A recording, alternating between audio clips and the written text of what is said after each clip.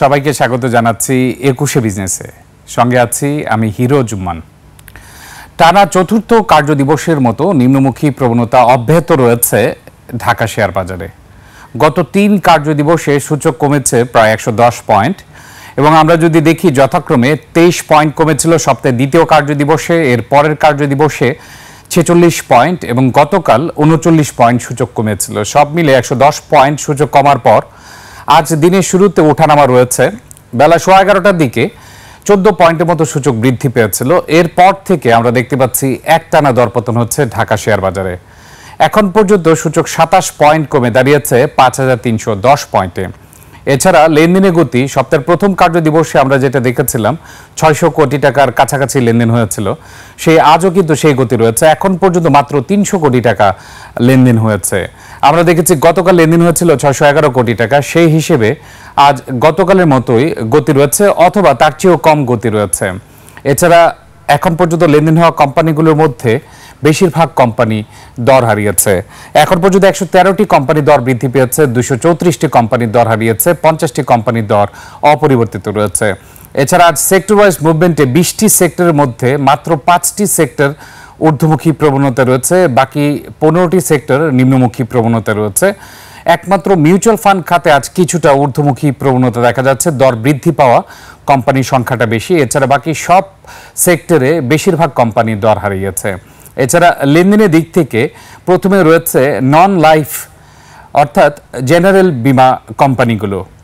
Life insurance আজ লেনদেনের ক্ষেত্রে পঞ্চম অবস্থান রয়েছে। প্রথমে নন লাইফ ইন্স্যুরেন্স অর্থাৎ জেনারেল ইন্স্যুরেন্স রয়েছে প্রথম অবস্থান লেনদেনের দিক থেকে, তারপর রয়েছে ইঞ্জিনিয়ারিং খাত, তৃতীয় অবস্থান রয়েছে টেক্সটাইল খাত, চতুর্থ অবস্থান রয়েছে ব্যাংকিং খাত, পঞ্চম অবস্থান রয়েছে লাইফ ইন্স্যুরেন্স খাত লেনদেনের দিক থেকে।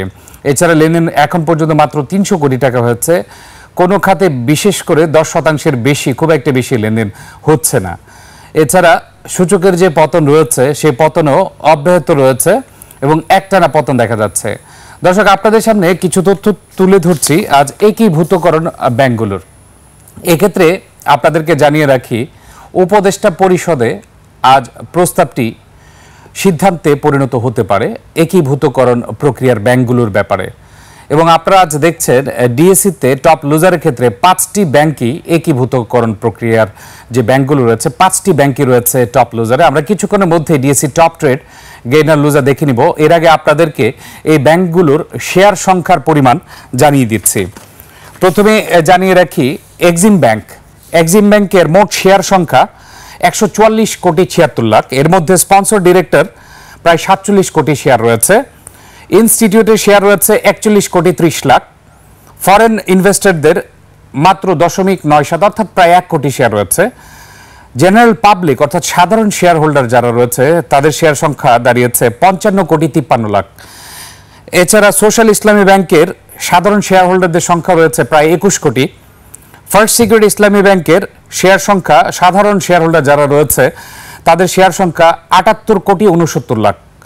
গ্লোবাল ইসলামী ব্যাংকে সাধারণ শেয়ার হোল্ডারদের শেয়ার সংখ্যা দাঁড়িয়েছে ৩১ কোটি ২১ লাখ। ইউনিয়ন ব্যাংকের সাধারণ শেয়ার হোল্ডারদের শেয়ার সংখ্যা ৩২ কোটি ৯৬ লাখ। এই ৫টি একীভূতকরণ প্রক্রিয়ার ব্যাংকগুলোর সাধারণ শেয়ার হোল্ডারদের শেয়ার সংখ্যা সর্বমোট ২১৯ কোটি ২৭ লাখ এবং ১০ টাকা ফেস ভ্যালু হিসেব করলে ২,১৯২ কোটি টাকা আটকে আছে এই একীভূতকরণ প্রক্রিয়ায়, শুধুমাত্র সাধারণ শেয়ার হোল্ডারদের সংখ্যা। এক্ষেত্রে আরেকটি উল্লেখযোগ্য বিষয় হচ্ছে স্পন্সর ডিরেক্টরদের এই ফেস ভ্যালুর ভিত্তিতে টোটাল কোটি টাকার পরিমাণ হচ্ছে ১,৩৯০ কোটি টাকা। অর্থাৎ স্পন্সর ডিরেক্টরদের চেয়েও সাধারণ শেয়ার হোল্ডারদের শেয়ারের সংখ্যা বেশি এবং সেই হিসেবে ২,১৯২ কোটি টাকা এর পরিমাণ। এবং এই পজিশনটি নেওয়া হয়েছে ৩০ সেপ্টেম্বর ২০২৫-এর তথ্য অনুযায়ী। এছাড়া আপনাদেরকে জানিয়ে রাখি এই ৫টি একীভূতকরণ প্রক্রিয়ার ব্যাংকের ব্যাপারে যে সিদ্ধান্তটি এসেছে, এই ক্ষেত্রে বাংলাদেশ ব্যাংক থেকে জানানো হচ্ছে যে হয়তোবা সাধারণ বিনিয়োগকারীরা টাকা ফেরত পাবেন না। এর প্রধান কারণ হচ্ছে আপনাদের সামনে তুলে ধরছি, বিদ্যমান ব্যাংক কোম্পানি আইন 1991 এবং ব্যাংক রেজুলেশন অধ্যাদেশ ২০২৫ অনুযায়ী ৫ ব্যাংকের মালিক বা শেয়ার হোল্ডারদের পাওনা নিষ্পত্তি হওয়ার কথা, কিন্তু আলোচ্য ৫ ব্যাংকের মালিকেরা কিছু ফেরত পাবেন না। একদিকে ব্যাংকগুলো উচ্চ মূলধন ঘাটতিতে রয়েছে, অন্যদিকে এদের প্রকৃত সম্পদ মূল্য ঋণাত্মক। অর্থাৎ এই দুইটি কারণে এনএভি নেগেটিভ রয়েছে 5টি ব্যাংকের। এছাড়া উচ্চ মূলধন ঘাটতি থাকার কারণে ধারণা করা হচ্ছে এই আলোচ্য 5 ব্যাংকের মালিকেরা কোনো অর্থ ফেরত পাবে না, অর্থাৎ শেয়ার হোল্ডাররা অর্থ ফেরত না পাওয়ার একটি সম্ভাবনা রয়েছে। সেক্ষেত্রে বাজার বিশ্লেষকরা বারবার বলছেন যে বিএসসিসি, ডিএসসি এবং পুঁজিবাজার সংশ্লিষ্ট যারা রয়েছেন সবাই যেন বাংলাদেশ ব্যাংকের সাথে যোগাযোগ করে চেষ্টা করে যে সাধারণ বিনিয়োগকারীদের স্বার্থ সংরক্ষিত হয় কিভাবে। এই ক্ষেত্রে সাধারণ বিনিয়োগকারীদের স্বার্থ ফেস ভ্যালুর অঙ্কেও যদি বলি প্রায় 2200 কোটি টাকা, স্পন্সর্ড ডিরেক্টরদের পরিমাণ মাত্র 1390 কোটি টাকা। টোটাল শেয়ারের মূল্য ফেস ভ্যালুর ভিত্তিতে 5819 কোটি 57 লক্ষ টাকা। এর মধ্যে সাধারণ বিনিয়োগকারীর পরিমাণ 2192 কোটি টাকা। আমরা কার্ডগুলো দেখে নিচ্ছি, অর্থাৎ আপনাদেরকে যে তথ্যগুলো দিয়েছি সেগুলো আমরা আবার দেখে নিচ্ছি। আমরা অপেক্ষা করছি একীভূতকরণ প্রক্রিয়ার ব্যাংকগুলোর তথ্য আপনাদের সামনে তুলে ধরার জন্য। এবং আজ আমরা দেখতে পাচ্ছি টপ লুজারের ক্ষেত্রে এই 5টি ব্যাংক রয়েছে এবং 5টি ব্যাংকের নাম বলে দিচ্ছি। প্রথমে রয়েছে এক্সিম ব্যাংক, সোশ্যাল ইসলামী ব্যাংক, এরপর রয়েছে গ্লোবাল ইসলামী ব্যাংক, ফার্স্ট সিকিউরিটি ইসলামী ব্যাংক এবং ইউনিয়ন ব্যাংক। এই 5টি ব্যাংক একীভূতকরণ প্রক্রিয়ায় রয়েছে এবং এই 5টি ব্যাংকের কার কি পরিমাণ মূলধন রয়েছে, কার কি পরিমাণ শেয়ার হোল্ডার রয়েছে সেটি জানিয়ে দিচ্ছি। প্রথমে বলে দিচ্ছি 5 ব্যাংকের সব দায় ও সম্পত্তি গ্রহণ করে প্রস্তাবিত ব্যাংকটি কার্যক্রম পরিচালনা করবে।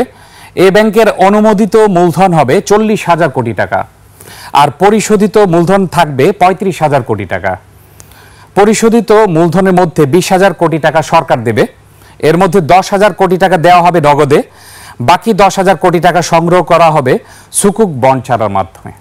এছাড়া পরবর্তী যে তথ্যগুলো রয়েছে এর মধ্যে পুঁজিবাজারে যে সাধারণ বিনিয়োগকারী রয়েছে তাদের ব্যাপারে কিছু স্পষ্ট নির্দেশনা দেওয়া আছে এবং এই নির্দেশনাটি বাস্তবায়ন হলে 2200 কোটি টাকার মতো বিনিয়োগকারীরা ক্ষতিতে পড়বে। এক্ষেত্রে আমরা পরবর্তী কার্ডের জন্য অপেক্ষা করছি, যেখানে বলা আছে যে সাধারণ বিনিয়োগকারী যারা রয়েছে তাদের যে স্বার্থ রয়েছে সেটি বিদ্যমান ব্যাংক কোম্পানি আইন 1991 এবং ব্যাংক রেজুলেশন অধ্যাদেশ 2025 অনুযায়ী 5 ব্যাংকের মালিক বা শেয়ার হোল্ডারদের পাওনা নিষ্পত্তি হওয়ার কথা। কিন্তু আলোচ্য 5 ব্যাংকের মালিকেরা কিছু ফেরত পাবেন না। একদিকে ব্যাংকগুলো উচ্চ মূলধন ঘাটতিতে রয়েছে, অন্যদিকে এদের প্রকৃত সম্পদ মূল্য ঋণাত্মক। এই ধরনের অবস্থা থাকলে মালিকদের কোনো দাবি পরিশোধের সুযোগ নেই, তবে ব্যক্তি আমানতকারীরা তাদের জমা করা অর্থ আগে ফেরত পাবেন। এই জন্য আমানত সুরক্ষা তহবিলের অর্থ ব্যবহার করা যেতে পারে। আমরা দেখে নিলাম ব্যাংক কোম্পানি অ্যাক্ট 1991 এবং ব্যাংক রেজুলেশন অধ্যাদেশ 2025 অনুযায়ী সাধারণ বিনিয়োগকারীদের স্বার্থ সংরক্ষিত হওয়ার কথা ছিল, কিন্তু এক্ষেত্রে যেহেতু উচ্চ মূলধন ঘাটতি রয়েছে এবং এনএভি ঋণাত্মক রয়েছে সেই ক্ষেত্রে টাকা ফেরত না পাওয়ার সম্ভাবনা রয়েছে। তবে এই ব্যাপারে এখনো স্পষ্ট নির্দেশনা আসেনি, আসলে বোঝা যাবে। এখন আমরা দেখে নিচ্ছি এই 5টি ব্যাংকের সার্বিক অবস্থা কেমন রয়েছে শেয়ার হোল্ডিং এর ভিত্তিতে। কারা বেশি শেয়ার হোল্ড করছে, প্রাতিষ্ঠানিক বিনিয়োগকারী নাকি সাধারণ বিনিয়োগকারী নাকি স্পন্সর ডিরেক্টররা? আপনারা দেখতে পাবেন এখানে স্পন্সর ডিরেক্টরদের চেয়ে সাধারণ শেয়ার হোল্ডারদের শেয়ার সংখ্যা বেশি রয়েছে। ব্যাংকের নাম এক্সিম ব্যাংকে মোট শেয়ার রয়েছে 144 কোটি 76 লাখ, এর মধ্যে সাধারণ শেয়ার হোল্ডারদের কাছে রয়েছে 55 কোটি 53 লাখ, স্পন্সর ডিরেক্টরদের রয়েছে 46 কোটি 96 লাখ। সোশ্যাল ইসলামী ব্যাংকে মোট শেয়ারের সংখ্যা 114 কোটি 2 লাখ, সাধারণ শেয়ার হোল্ডারের কাছে রয়েছে প্রায় 21 কোটি 20 কোটি 88 লাখ। ফার্স্ট সিকিউরিটি ইসলামী ব্যাংকের মোট শেয়ার সংখ্যা 120 কোটি 81 লাখ, এর মধ্যে সাধারণ শেয়ার হোল্ডারের মধ্যে রয়েছে 78 কোটি 69 লাখ। গ্লোবাল ইসলামী ব্যাংকের মোট শেয়ার সংখ্যা 98 কোটি 74 লাখ, এর মধ্যে সাধারণ শেয়ার হোল্ডার যারা রয়েছে তাদের 31 কোটি 21 লাখ। ইউনিয়ন ব্যাংক এর মোট শেয়ার সংখ্যা 103 কোটি 63 লাখ, এর মধ্যে সাধারণ শেয়ার হোল্ডারদের সংখ্যা হচ্ছে 32 কোটি 96 লাখ। সব মিলে মোট শেয়ারের সংখ্যা দাঁড়াচ্ছে 581 কোটি 96 লাখ। স্পন্সর ডিরেক্টরদের মোট শেয়ার সংখ্যা দাঁড়াচ্ছে 139 কোটি 4 লাখ। প্রাতিষ্ঠানিক বিনিয়োগকারীদের শেয়ার সংখ্যা দাঁড়াচ্ছে 221 কোটি 35 লাখ। বিদেশি বিনিয়োগকারীদের শেয়ার সংখ্যা দাঁড়াচ্ছে মাত্র 2 কোটি 30 লাখ। সাধারণ শেয়ার হোল্ডারদের শেয়ার সংখ্যা দাঁড়িয়েছে 219 কোটি 27 লাখ। আমরা দেখে নিলাম কার কি পরিমাণ শেয়ার রয়েছে। এখন যদি আমরা টাকার অঙ্কে হিসাব করি, এই হিসেবে বলা যেতে পারে সাধারণ বিনিয়োগকারীদের 2200 কোটি টাকা আটকে আছে এই একীভূতকরণ প্রক্রিয়ায়। এখন আমরা পার্সেন্টেজ ওয়াইজ দেখে নিচ্ছি যে কাদের পার্সেন্টেজ বেশি রয়েছে এই 5টি ব্যাংকের শেয়ার হোল্ডিংয়ের ক্ষেত্রে। এক্সিম ব্যাংকে স্পন্সর ডিরেক্টরদের 32.44% রয়েছে, প্রাতিষ্ঠানিক বিনিয়োগকারীদের 28.53, বিদেশি বিনিয়োগকারীদের মাত্র 0.67%, তবে সাধারণ শেয়ার হোল্ডারদের 38.36, অর্থাৎ এক্ষেত্রে সবচেয়ে বেশি হোল্ডিং রয়েছে সাধারণ বিনিয়োগকারীদের। সোশ্যাল ইসলামী ব্যাংকের স্পন্সর ডিরেক্টরদের শেয়ার সংখ্যা মাত্র 11.62, প্রাতিষ্ঠানিক বিনিয়োগকারী 69.20, বিদেশি বিনিয়োগকারী 0.87, সাধারণ শেয়ার হোল্ডার 18.31। ফার্স্ট সিকিউরিটি ইসলামী ব্যাংকের স্পন্সর ডিরেক্টর মাত্র 5.90, প্রাতিষ্ঠানিক বিনিয়োগকারী 28.70, বিদেশি বিনিয়োগকারী 0.27, সাধারণ শেয়ার হোল্ডারের 65.13%। গ্লোবাল ইসলামী ব্যাংকের স্পন্সর ডিরেক্টরদের শেয়ার সংখ্যা মাত্র 15.43, প্রাতিষ্ঠানিক বিনিয়োগকারীদের সংখ্যা 52.96, বিদেশি বিনিয়োগকারীদের কোনো শেয়ার হোল্ডিং নেই এই ব্যাংকটিতে, সাধারণ share holder 31.61%। Union bank sponsor ডিরেক্টরের শেয়ার সংখ্যা হচ্ছে 54.49%, প্রাতিষ্ঠানিক বিনিয়োগকারীদের 13.69%, বিদেশি বিনিয়োগকারীদের 0.01%, সাধারণ শেয়ার হোল্ডার 31.81%। অর্থাৎ আমরা দেখতে পাচ্ছি এই একীভূতকরণ প্রক্রিয়া ব্যাংকগুলোর মধ্যে স্পন্সর ডিরেক্টরদের চেয়েও বেশি শেয়ার রয়েছে সাধারণ শেয়ার হোল্ডার এবং প্রাতিষ্ঠানিক বিনিয়োগকারীদের, এবং স্পন্সর ডিরেক্টরদের চেয়েও বেশি ক্ষতিগ্রস্ত হতে পারেন সাধারণ শেয়ার হোল্ডার ও প্রাতিষ্ঠানিক বিনিয়োগকারী যদি তারা শেয়ারের এগেনস্টে কোনো অর্থ ফেরত না পেয়ে থাকে। এক্ষেত্রে আপনারা জানেন উপদেষ্টা পরিষদে আজ সিদ্ধান্ত আসতে পারে একীভূতকরণ প্রক্রিয়া ব্যাংকগুলোতে, এবং আমানত ফেরত পাওয়া যাবে এই ব্যাপারে নিশ্চয়তা দেওয়া হয়েছে, কিন্তু সাধারণ শেয়ার হোল্ডাররা অর্থ ফেরত পাবে কিনা এ নিয়ে এখনো পর্যন্ত কোনো আলোচনা হয়নি। সেজন্য আপনাদের সামনে শেয়ার সংখ্যাগুলো তুলে ধরলাম। সাধারণ বিনিয়োগকারীদের 2,200 কোটি টাকা আটকে আছে, প্রাতিষ্ঠানিক বিনিয়োগকারীদের 2,213 কোটি টাকা আটকে আছে এই 5 একীভূতকরণ প্রক্রিয়ার ব্যাংকে। সবকিছু মিলে আমরা দেখতে পাচ্ছি এই একীভূতকরণ প্রক্রিয়ার ব্যাংকগুলো বাজারে কিছুটা প্রভাব রেখেছে। আজ টপ লুজারে 5টি ব্যাংকের মধ্যে এই 5টি ব্যাংকই রয়েছে একীভূতকরণ প্রক্রিয়ার ব্যাংক। সবকিছু মিলে এখন ঢাকা শেয়ার বাজারে 27 পয়েন্ট সূচক কমেছে, অবস্থান করছে 5,310 পয়েন্টে। লেনদেন হয়েছে 310 কোটি টাকার কিছুটা বেশি। মোট লেনদেন হওয়া কোম্পানিগুলোর মধ্যে বেশিরভাগ কোম্পানি দর হারিয়েছে এখন পর্যন্ত। দেখা যাক দিন শেষে সূচক কিছুটা রিকভারি করতে পারে কিনা, এবং এখন পর্যন্ত সূচক সেই হিসেবে গত 3 কার্য দিবসে 110 এবং এখন 27 পয়েন্ট, সবকিছু মিলে 137 পয়েন্ট সূচক নেগেটিভে রয়েছে। দর্শক, নিচ্ছে একটা বিরতি, ফিরছি একটু পরেই, ততক্ষণ আমাদের সঙ্গেই থাকুন।